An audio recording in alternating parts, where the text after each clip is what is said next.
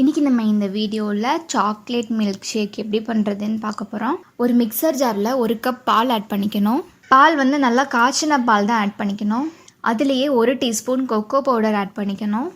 அதே அளவு 1 teaspoon sugar add பண்ணிக்கணும். ஒருவேளை உங்ககிட்ட கொக்கோ பவுடர் இல்லை அப்படின்னா நீங்கள் வந்து நல்லா டெய்ரி மில்கை மெல்ட் பண்ணி கூட ஆட் பண்ணிக்கலாம். அப்படி இல்லைன்னா டார்க் சாக்லேட்ஸ் கூட ஆட் பண்ணிக்கலாம். இப்போ இதுலேயே வந்து நான் கொஞ்சம் ஹெல்த்துக்காக பனானா வந்து ஆட் பண்ணிக்கிறேன். உங்களுக்கு என்ன ஃப்ரூட்ஸ் வந்து ரொம்ப பிடிக்குமோ நீங்கள் அது கூட ஆட் பண்ணிக்கலாம்.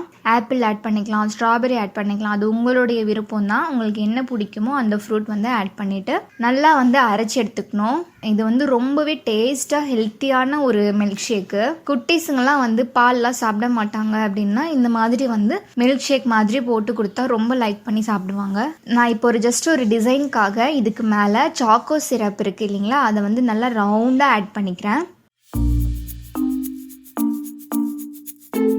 ஆட் பண்ணிவிட்டு ஒரு சின்ன டூத் ஸ்டிக்கு வச்சுட்டு இந்த மாதிரி டிசைன் பண்ணிக்கணும்.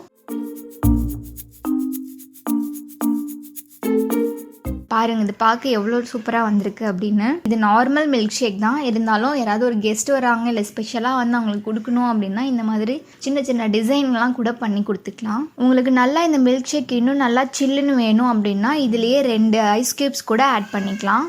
இந்த ரெசிபி உங்களுக்கு யூஸ்ஃபுல்லாக இருக்கும் அப்படின்னு நினைக்கிறேன். இதை ட்ரை பண்ணி பார்த்துட்டு எப்படி இருக்குன்னு எனக்கு கமெண்ட்ஸில் சொல்லுங்கள். Thank you so much.